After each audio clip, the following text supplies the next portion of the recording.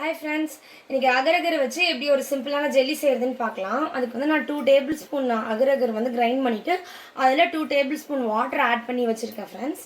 அதுக்கப்புறமா stove on பண்ணி அதில் பாத்திரத்தை வச்சுட்டு 2 கப்ஸ் ஆஃப் வாட்டரை ஆட் பண்ணியிருக்கேன்.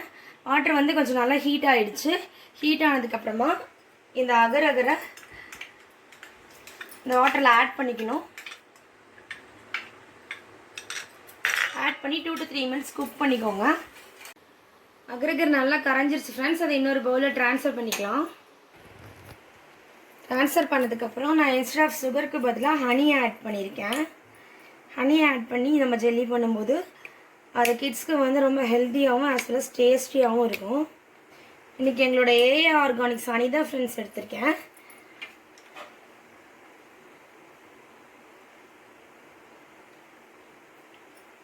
நான் வந்து ஒரு 3 டேபிள்ஸ்பூன் ஹனி வந்து ஆட் பண்ணுறேன்.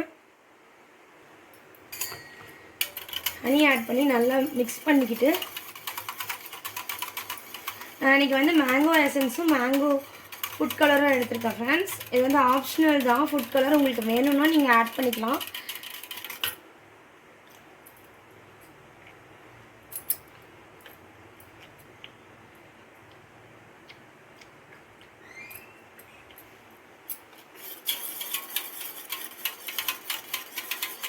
ஃபுட் கலர் எசன்ஸும் ஆட் பண்ணி நல்லா மிக்ஸ் பண்ணிக்கணும்.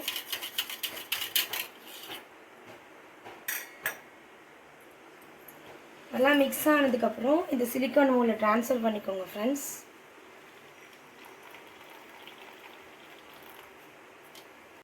சிலிக்கான் மோல்டில் ஊற்றியாச்சு. இது ரூம் டெம்பரேச்சர் வந்ததுக்கப்புறம் ஃப்ரிட்ஜில் 1 to 2 hours வச்சு எடுக்கணும் ஃப்ரெண்ட்ஸ். எப்படி ஜெல்லி வருதுன்னு பார்க்கலாம். பாருங்கள் ஃப்ரெண்ட்ஸ், ஜெல்லி எவ்வளோ அழகாக ரெடி ஆகிடுச்சு. நான் வந்து இன்றைக்கி சுகர் கோட் பண்ணியிருக்கேன். நீங்கள் வந்து ஒயிட் சுகர் யூஸ் பண்ண வேணாம்னு நினச்சிங்கன்னா 3 டேபிள்ஸ்பூனுக்கு பதிலாக 6 டேபிள்ஸ்பூன் ஹனி ஆட் பண்ணி பண்ணும்போது ஜெல்லி ரொம்ப நல்லா எம்மியாக வருது ஃப்ரெண்ட்ஸ். தேங்க்யூ, பாய். நெக்ஸ்ட் வீடியோவில் பார்க்கலாம்.